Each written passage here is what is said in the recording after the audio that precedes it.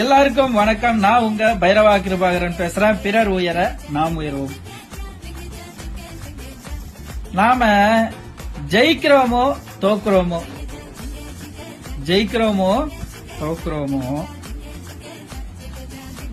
சம்பாதிக்கிறோமோ இல்ல எல்லாத்தையும் இழந்துட்டு நிக்கிறோமோ அதெல்லாம் இங்க முக்கியமும் இல்ல. அதெல்லாம் தாண்டி